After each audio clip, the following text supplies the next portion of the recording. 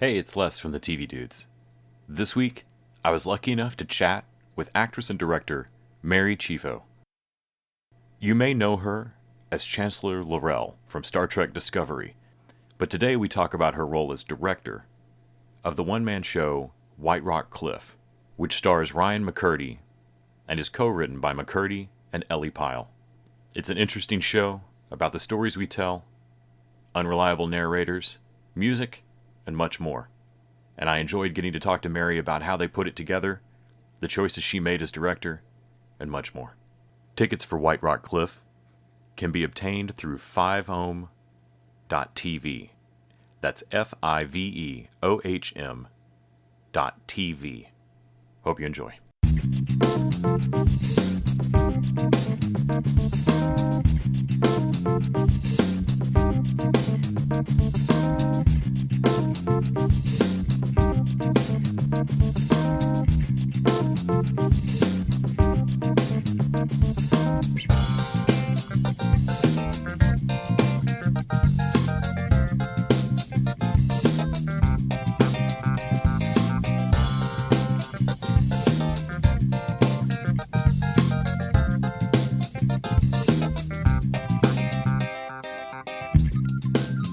Hi, Mary. This is Les from the TV Dudes. Hi. So I think most of my listeners probably know you, of course, as Laurel from Discovery. But I recently got to watch you direct Ryan McCurdy's Whiterock Cliff, Ryan McCurdy and Ellie Pyle's Whiterock Cliff, which is both a high wire performance for McCurdy. I feel. I mean, any one man show, you were got to hold all the attention the whole time, but. Yeah. As a director, I was interested to get to speak with you. Did this feel like a theater direction? Did this feel like directing someone's Zoom call? Was it an odd mix for you? How did the project come about and all of it? Great. Yeah. Well, it's definitely a mixture. The origin story I think will help articulate kind of how it came to be. But I definitely see this piece as a really exciting hybrid of film and stage. That was certainly what really got me on board directorially, is to see what we can do in this time. And part of the origin story is that, I got to know Ryan. Ryan and I actually have never met in person. Physical person. I was wondering how the rehearsal process went. That's wild. Yeah, really wild. So, because he's been on the East Coast and in New York primarily during this time, but we're both a part of this wonderful company, Bespoke Plays, of which Ellie Pyle, who co-wrote the piece with Ryan, she is the co-producer and really is the champion of that group, along with Christine Boylan. And so I had met that group in the before times, as we can call it, when I did a reading of a two-hander that Christine had written, a really awesome play called Analog. That's kind of a reverse engineer versus robot, where I was the female engineer with my male sex robot, and in a dystopian future, very dark and very beautiful and witty and Shakespearean in many ways. So I met actually Christine partly as a consequence of Star Trek. So it all comes back to Star Trek, funnily enough. She's an awesome a TV writer as well as a playwright.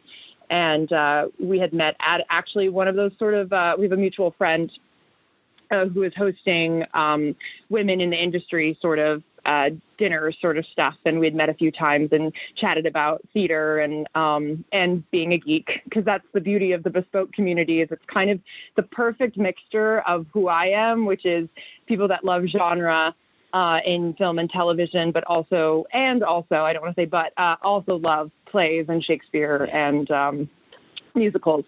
So it's kind of my happy place. And so during this year, we've been doing readings of workshop pieces. Usually Bespoke does once a month. They do a reading like we did with Analog of a new piece, do a 29-hour rehearsal process sort of situation. But in this very unique year, we ended up just kind of having these sequestered Sundays, as we called them, where we would read pieces that people were pulling out from dusty drawers, some new stuff inspired by the group, kind of a real mixture. And that's where I got to know Ellie and Ryan more than I had. I met Ellie in person, Ryan never in person. But because you're there hanging on Zoom, you're reading stuff, you're chatting afterwards, I really, really got to know both of them really well in this amazing way. And as I think they were, because the very last thing Bespoke did before everything shut down was Whiterock Cliff, the full musical that this one-man show is derived from. As you know in watching it, it's so much about Ryan's experience in trying to articulate his truth in this larger show. And so this one-man show is kind of a response to that.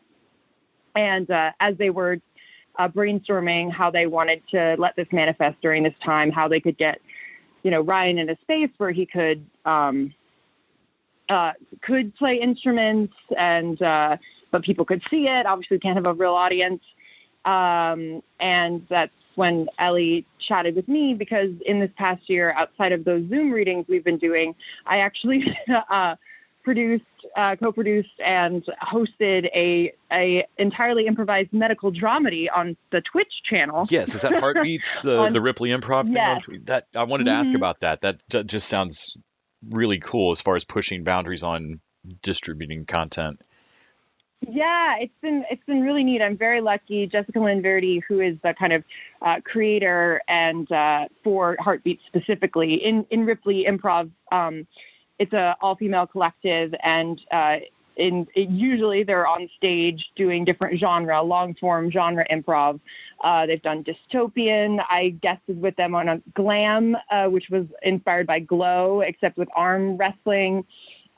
Just a lot of genres that allow space for a lot of empowered, fun, quirky female roles.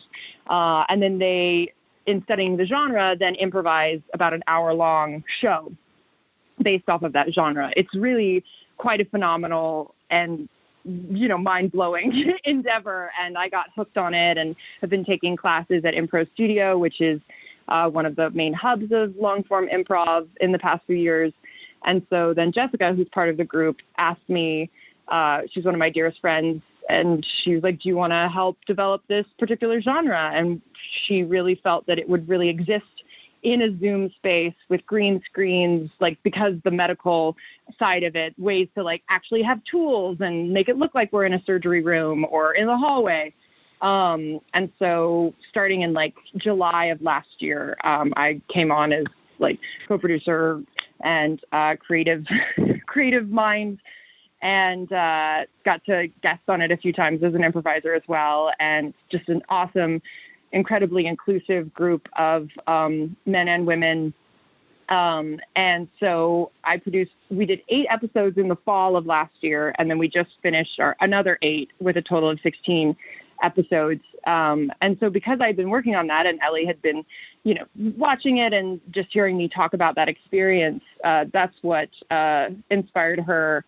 One of the reasons that it inspired her to ask me to direct, because she knows I have that sort of yes and mentality, both creatively on a, emotional level as a director, but also on a technical level, that I wouldn't be kind of intimidated by the technology in a way that wouldn't help the flow. The tech is always going to be tricky and difficult, and there will be things that we have to troubleshoot that we never expected. But she really wanted someone to come on who could guide Ryan emotionally, but also be able to at least have a sense of what happens when we have 3 cameras in this room. And that's where the project was different from the Heartbeats experience, because in fact we have these 3 cameras. We are embracing the artifice of the space a bit more. And we're saying, here's Ryan in this studio. We're not denying that this is what is happening. We are not denying that these instruments are here and he's moving between them. And we wanted to infuse that spontaneity and a frenetic energy. I kept coming back to that term of what it is to be okay, I got to throw this together and, create that sort of fun, spontaneous feeling throughout the piece. And so that was was really fun for us to kind of dive in and explore within all of the interesting plot. You had mentioned guiding Ryan emotionally earlier, and that was something that struck me about watching it. For those who haven't seen the play yet, which 5ohm's 5ohm.tv's website worked great. I feel like great. that really worked very well. I enjoyed the way I got to watch it. But the play has a very unreliable narrator, kind of meta, somebody telling you about a thing that they can't quite show you correctly. And so occasionally he takes on that desperate rush that sometimes we do when I'm trying to explain an idea to you, but I don't have all my materials here. And so real quick, let me just rush through a run-on sentence about what you should imagine over here and jump between and then as he starts to slip on maybe what story he's telling me and what's accurate and who we're talking about here. And I could tell that there had to be some back and forth on, okay, bring it back. Okay, this thing is how long? Okay, we can't hit that gear yet. That would be difficult both from a distance in rehearsing, but also I would think when the performer has written or co-written the material. Was there a headbutting or how did y'all work through that to keep the dynamic right? Did that just come from knowing each other? Totally. I love that question. I feel, number one, very lucky that it was the vocabulary we had built with each other, even though we had never met in person, but we had just collaborated on so many projects up until that point, primarily both as actors. But, we're both people that love acting, but also have our, hands in other things. And so I think, and with Ellie as well, and Martha, our fantastic producer, and Allie York, who I have to acknowledge and celebrate so much because she's the stage manager she is live editing the show every night. I assumed someone had to be, yes, that this is like watching live TV because Funkadelic's right off Times Square, so somebody's got to be there running the Zoom call. Yeah. Anyway, I'm sorry. Yeah, it's amazing, and but she's remotely.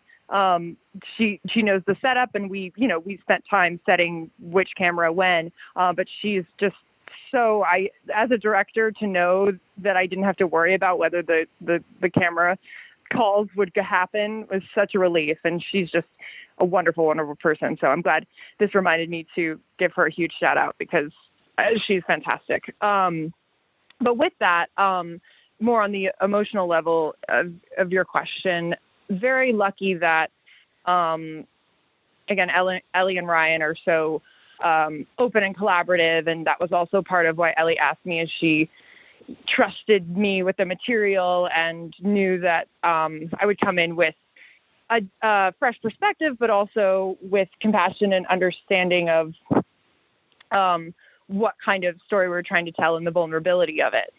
And I will say I was very lucky that, Ryan really came in with a lot of instincts, having written the journey of the piece. And for me, it was kind of that, what do they say? Like directing is like 90% casting or more or something, because I really just got to see where he was headed and just keep extrapolating and pushing and pulling and saying, okay, great. I love what you're doing there. How can we take that up to 11 at certain points? Or I think the biggest journey we had creatively with the script as it was figuring out that kind of opening moment, which again, not saying too much, but like really finding what that catalyst is for him coming into the space, and why is there a frenetic energy happening, and what is that? How does that compel him through the rest of the piece? And what that core, not only what are the main themes, but with a one-man show, I did a workshop of a one-woman show a few years back about Carson McCullers, and I remember that was something we really talked about too, is like you're articulating all of the characters, so your relationship with each character has to be very distinct. Like the audience gets to know the other people you're describing through your emotional relationship with them as you talk about them. So that was like a big thing that as we were refining as we were starting to run, that was like a big key thing I kept emphasizing was like, what is your relationship to to Emma, to Ellie, these various characters, like let them, and, there are points where Ryan is both he talks about certain characters and then embodies certain characters. And what is the difference between Ryan as Ryan talking about it, and Ryan being the character, and how does it feel for him to embody Emma as a character as opposed to talk about her? And so it really was more about just massaging what was already happening, and encouraging, and like with character distinctions. Ryan is such a playful actor, which was great too, coming in. Countless readings. I mean, every Sunday since like last year. So I've seen him come in and make very awesome, bold choices, that running the gamut. And so I knew that was in him. So if I didn't know him, I feel I might have been more, tentative to say, why don't you go this direction? But I knew that he's so willing to play around. And I think as we were doing our final runs after kind of setting everything, which again, like trying to set stuff in the space and saying like, okay, can you angle the camera a little bit that way? And then, all those little things. Once we were able to move through that, and we all knew that was going to be part of the process. And once we really got in the flow, it was really more about, now just let it be Ryan moving through it. And every choice you make, every quote unquote mistake that happens, that's part of this performance. And I think with a one-man show, it's really fun because he is the only one there. So the only person that can tell the audience that something that happened wasn't supposed to happen is him. So, yeah. So it was really about like, if that thing falls, if you miss that cue or whatever, if that thing does it, just let that be a part of the show tonight. And so that was a really fun space to play in building that arc. And like you said earlier, so much of it is about truth and unreliable narrator, and kind of figuring out where those moments of truth pop through, where he, as Ryan, the character within Ryan, the actual actor, is like, oh, I'm going to sing this song and it's really great. And then he hears the lyrics for the first time in a different way. Like that was something I really wanted to play with as well, was like, this is a song you wrote for a musical. How does it hit you now that you're alone in this studio? Yeah. And singing it for a different audience. So, yeah. And it was just a lot of just playing. But I'm very grateful to say that, there was we just had the expected obstacle of figuring out how best to make the tech work. But once we got through that, it was just about letting the flow happen. And I always trusted that he would just every day, as he did, keep showing up with more and more to offer and play with, which is great.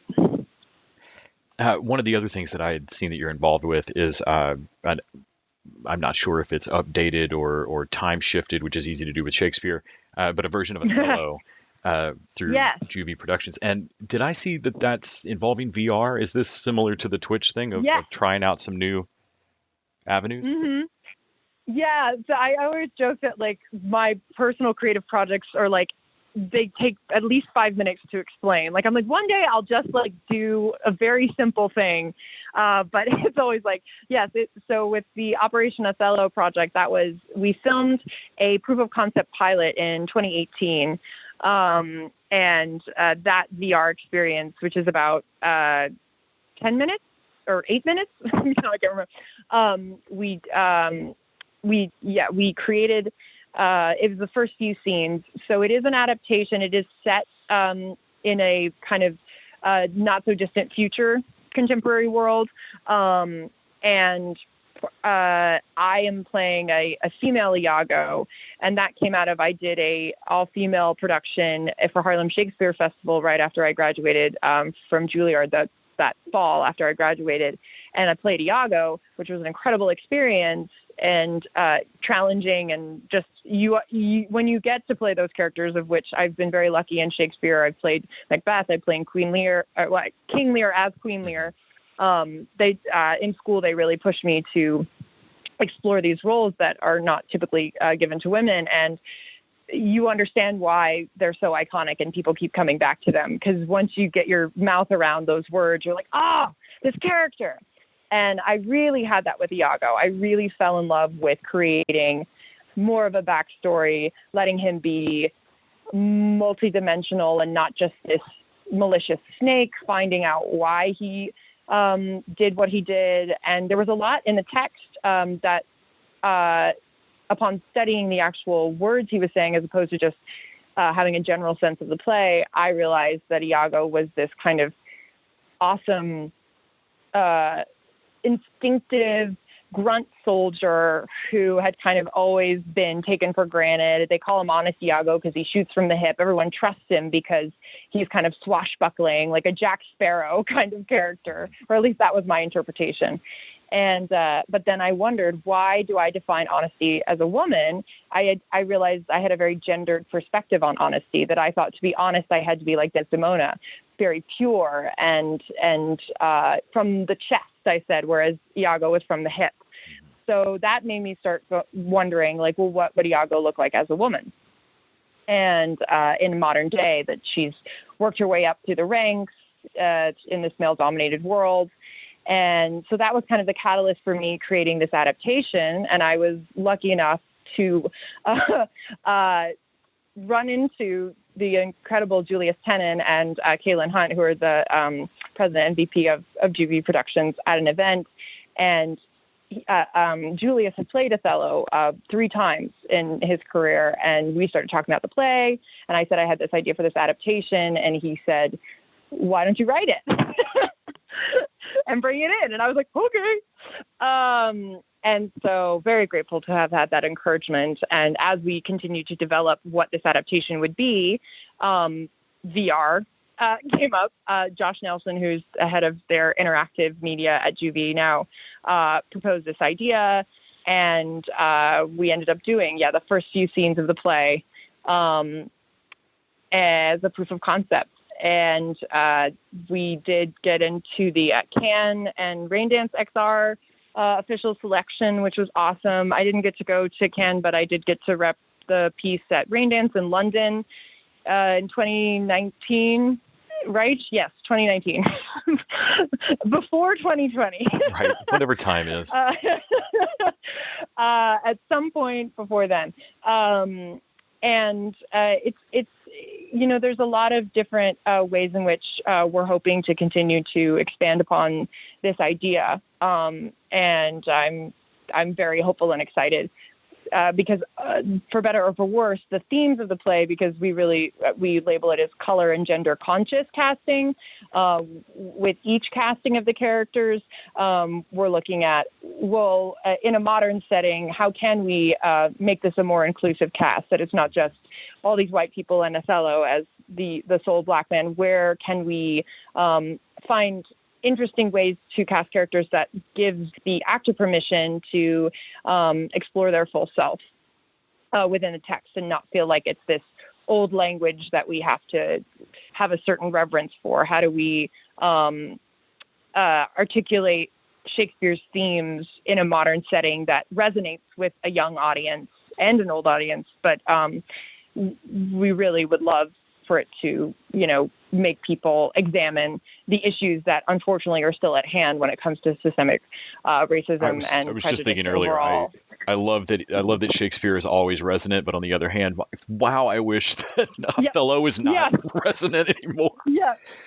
Yeah. It's absolutely, it really is true. And also his exploration of PTSD. I mean, he doesn't obviously call it that, but I had just done Macbeth before I did Othello. And obviously Macbeth has a lot of PTSD themes, both the characters coming in and then obviously within the play.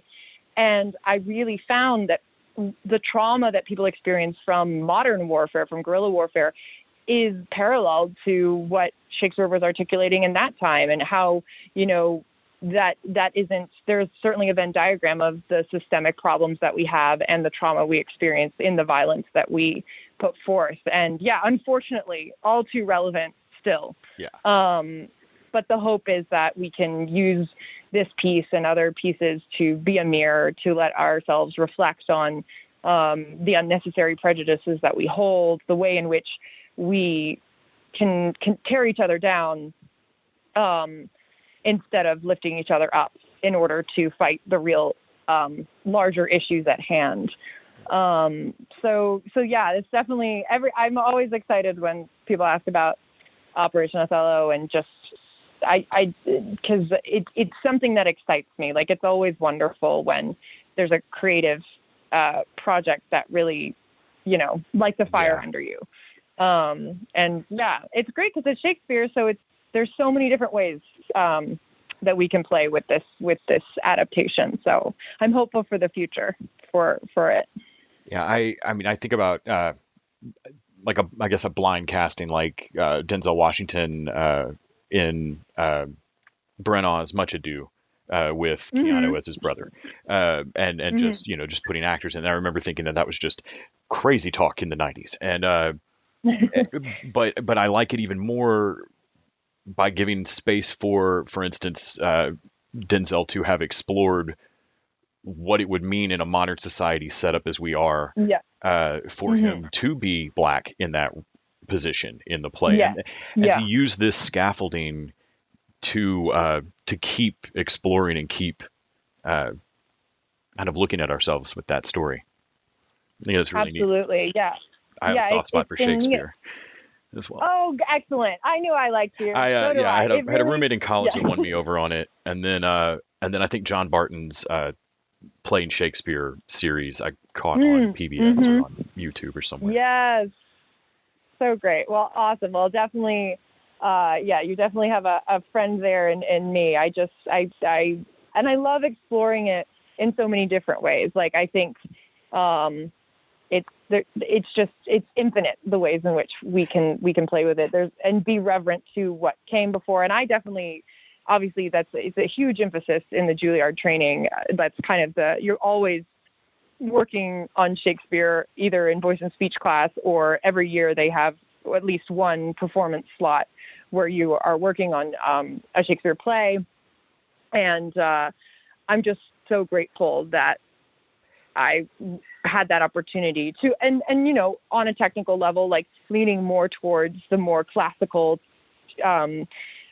typical sort of find the way the sounds affect you, and then you can contemporize. But I think that working on Shakespeare allows me to tackle any sort of text with more awareness, because I go, how does that consonant make me feel? How does the fact that this monologue have a lot of vowels affect my emotional being? Like, the technical stuff is not there to hinder you. It's there to help you. It's there to make you go, oh, how can I expand into this? And as a very expansive person, it's great to try and fill shoes that are bigger than my feet. One of I'd heard you say it or reference in an interview the Grace Kelly, doing everything Fred Astaire does, but backwards and in heels. But of course you did it with two swords and prosthetics. And I can imagine Juilliard preparing you to just crush it as Queen Lear, but maybe not to necessarily do that covered in latex. I think Jeffrey Dean Morgan recently did an interview about discovering he was claustrophobic by them pouring the goop on him and realizing I've made a horrible mistake and I'm now going to have a panic attack. Can you talk my friends will yell at me if I don't touch on Star Trek. Can you talk a little bit about moving from that Shakespeare in the Park kind of training and then going, all right, well, we're putting straws up my nose, let's pour this on? Yeah.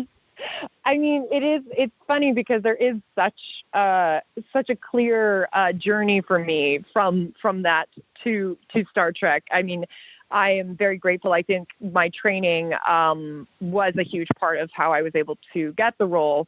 Initially, they knew I had that voice and speech training. They knew I had that physical movement training. And I didn't know that I was going to be a prosthetic actor graduating. Definitely wasn't like, okay, the next thing I'm going to do, I'm going to be covered in makeup. But once I was cast, and I do have a very high tolerance for pain, for better or for worse. It allows me to push myself too hard, which is something I'm working on. But again, highly motivated person, what can I say? But I do, and I've never been particularly claustrophobic. Like I felt when the opportunity to play the role came up, I was like, I really do think I could do this. Like, I think that the skill set I've developed from school, from just my general way of being, will serve me in this. But again, it was like I had to find out in the moment. Like, I had never done the goop, the molding before. But Alchemy Studios, I went over there and they were super great. I didn't have any unexpected claustrophobia, which was nice. And then, of course, it's just something that you have to get used to once, they made the prosthetic. I remember the first camera test and being like, okay, I guess this is what it feels like. And with the silicone, it's kind of like, it's just like you've got this extra layer of skin, because you do. And I feel like your whole body just kind of goes, okay, this is the situation. And you just kind of have to really keep your energetic core in check. And outside of the Shakespeare training, Alexander technique is another huge through line in the Juilliard training. And that is all about energetic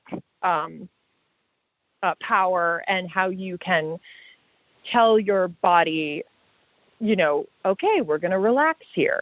Like, backing up is a phrase that we use a lot, where you're just kind of channeling your energy. You're taking in your scene partner's energy or whatever is going on in front of you, and you're taking it in, and then you're able to channel your own back out in a sufficient way that serves the character. And I'm a very woo-woo-y, touchy-feely sort of actor. The physical embodiment of the character is obviously something I really love and gravitate towards. So again, that Alexander technique on the days where I was in that armor, the armor was actually in the first season was probably the most strenuous, because it was so stiff, and it really just, you're just in this one particular position for a very long time.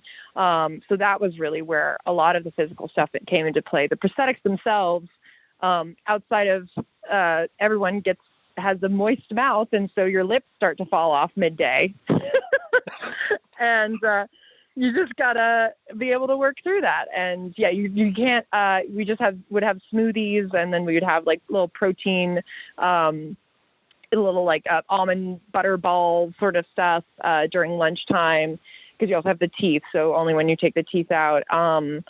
But yeah, I think the Juilliard training also, part of the training is the schedule is very intense. It's 9 a.m. till 10 p.m. Monday through Friday, and then rehearsals on Saturdays, and then you're spending Sunday relaxing / prepping for the next week. And there were so many moments during the training where you'd be like, oh my God, I have to memorize this poem, and then I have to get ready for this scene, and then and like, you just have to trust, what's the next thing I have to do.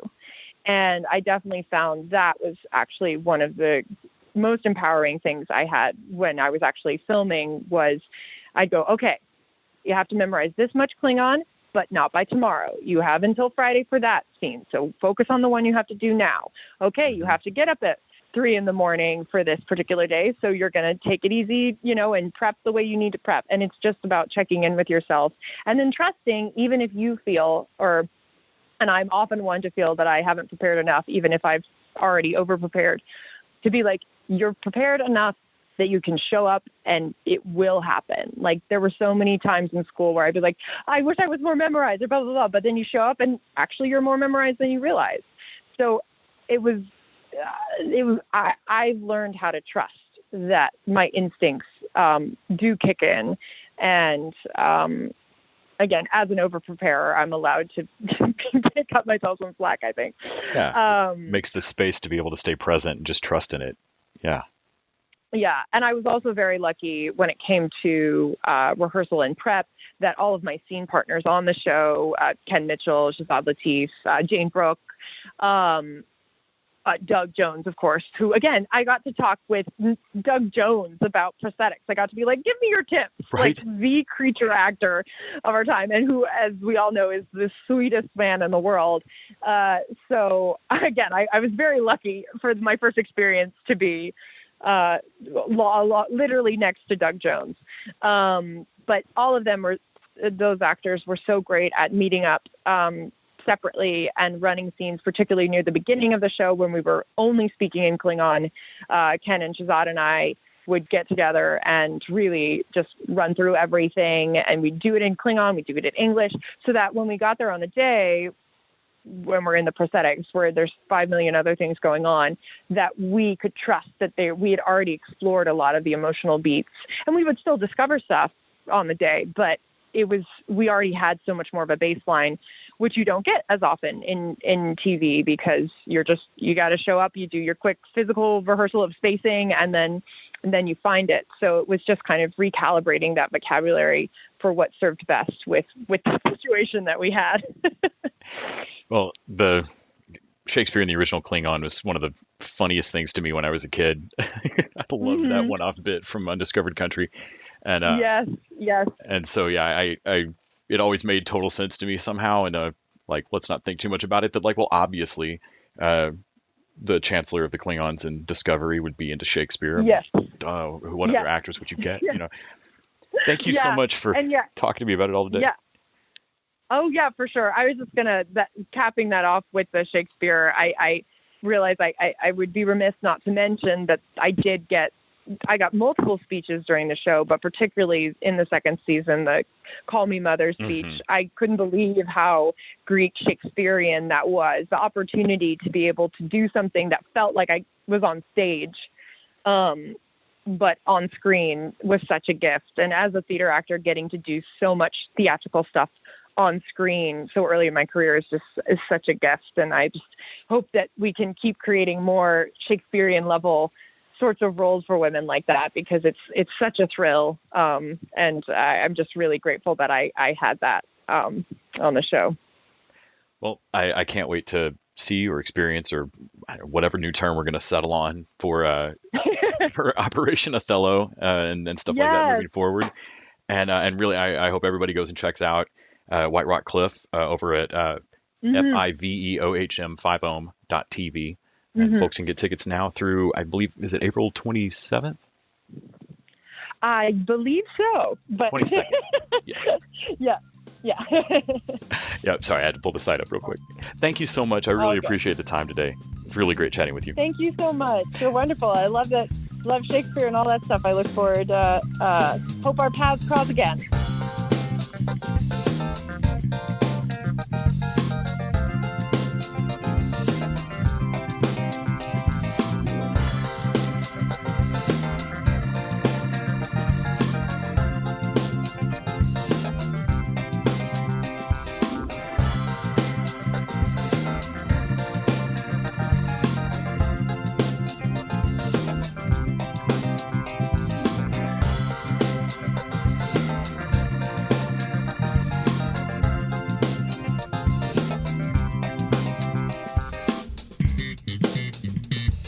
TV Dudes is an independently run podcast out of Austin, Texas. We are exclusively listener supported. If you'd like to help us out, go to patreon.com/TVDudes. You can also find us on Facebook, Twitter, and Instagram at TV Dudes. All the music for our show is done by our friend and original TV Dude, Gregory J. Amani Smith. To find out more about us, go to thetvdudes.com. I'm Randy Lander. I'm Les Weiler. And I'm Kyle Scott. Thanks for listening.